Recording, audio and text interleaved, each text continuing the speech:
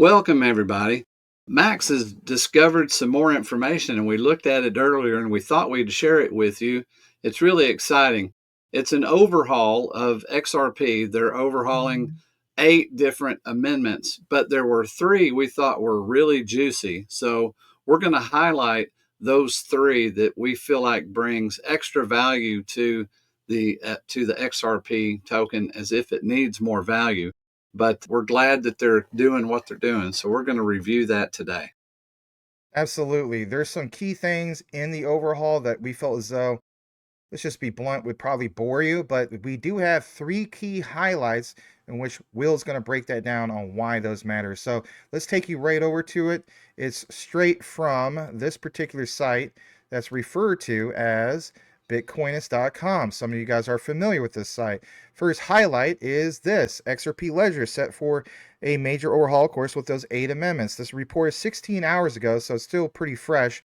But basically speaking, here is the first highlight, and that is according to documentation on the XRPL blog version 2.3.0 of Ripple delivers not only novel features such as the multi-purpose tokens MPTs, but it's the whole thing of credentials and a clawback support for the AMM automated market maker, but also has a critical set of stability fixes.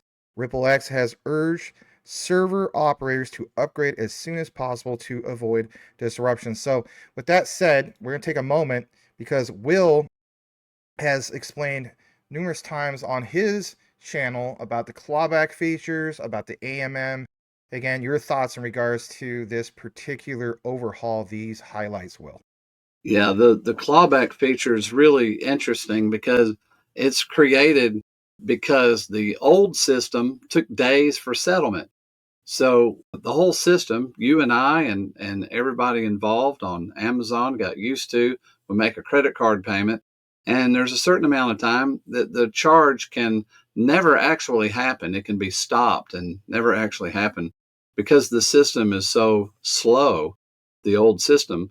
And so what happened was, well, XRP came up with a system that its settlement is instant. 3 seconds later, the payment's fully received. So then if you decide, hey, I don't want to go through with that transaction, well, now you have to involve somebody. Where the old system, all they had to do is just put a block in there and say, just don't finish that transaction, right? But then now the payment's been fully received, and so people got smart on that, and they're like, man, we need to do something. So they came up with the idea of a clawback feature, which is something they can implement so that you can do exactly that, claw back that payment. And then it's, from what I understand, the action takes place from the decision on the end of the sender. So the person who got the payment, what they would find out is, hey, it looks like we got a payment, but then they pulled it back, and it doesn't involve them. So the amount of time that's saved with clawback is awesome. So it's cool that they're going to have this in this update. There's going to be many companies that want to implement that. Have you ever sent a coin somewhere and you wanted to pull it back? Well, I don't know how broad this will go, if it will always be an option. It'll probably be a selected option to have a clawback feature for certain transactions. But I find that one really good. Yeah, it seems like it's going to benefit, the overall bigger picture of things. And I know this is a little bit more the technical side of things, but again, some of you guys want to know about what's going on with Ripple from the technical side of things. So with that said, I think this is a win moving forward. There's a little bit more that we're going to get into. Point number 2, and that's going to come up on your screen here in just a bit. And basically, again, from the same site, and what we're going to have here is this. It is the XLS52 NFT token mint offer. Why is this important? Well, like it says, it allows the creating of an NFT sell offer as part of minting a new NFT. By combining minting and listing, into a single transaction, the ledger aims to streamline NFT related operations. Again, your thoughts on this specific one, Will? One of the things that Ethereum has is all of the value that's carried on the chain in smart contracts. And it's a big deal to have smart contracts and NFTs, which is a form of a smart contract, a non-fungible token, which means it's unique in and of itself. So what this feature does is takes two transactions that were required when you create an NFT. You're obviously going to want to sell, or most of them are going to be, the object is going to be to sell them. So this just combines the two operations into one. So as soon as you mint it, it's offered for sale. So it's another value added to the XRPL network for doing non-fungible tokens.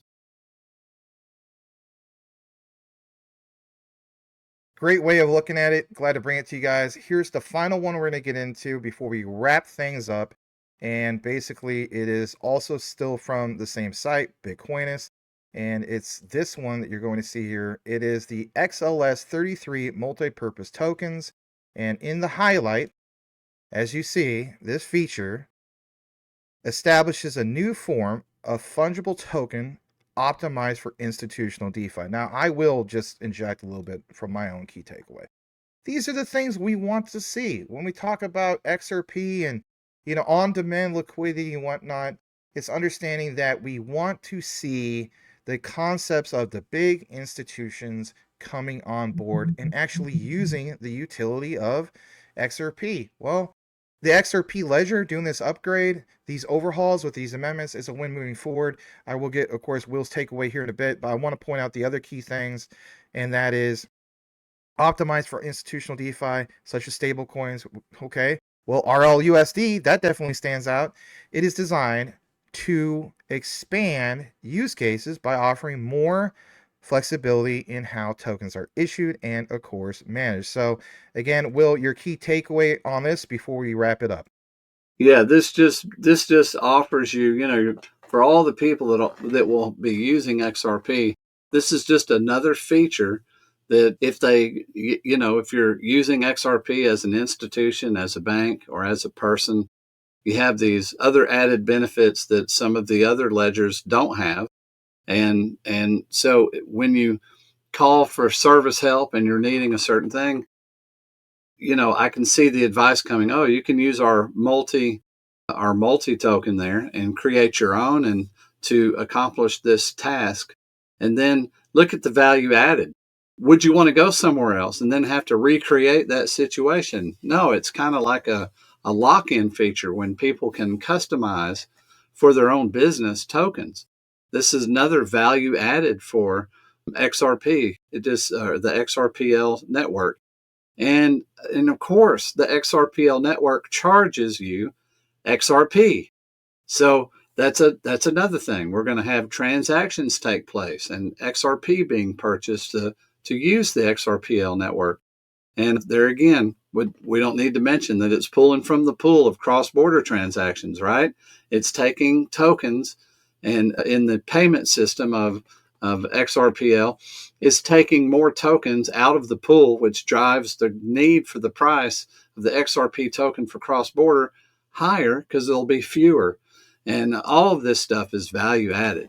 So I'm excited about it. It's like, how much can they do how can you say in so many words, hey, you need to get yourself some XRP? Couldn't agree more. Glad to share it with you guys. So that's the brief update. Hey, if you appreciate the content, simply like and subscribe. And if you're brand new, hopefully we earned your subscription.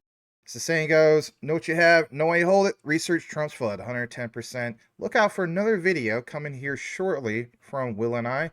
And it's in regards to the new news about how whales are buying XRP, continuously buying it. So be on the outlook for that, for the takeaway from Will and I in regards to that topic. Thanks again for tuning in. On We'll behalf of see Will and you myself, we'll see you on the next one. next video.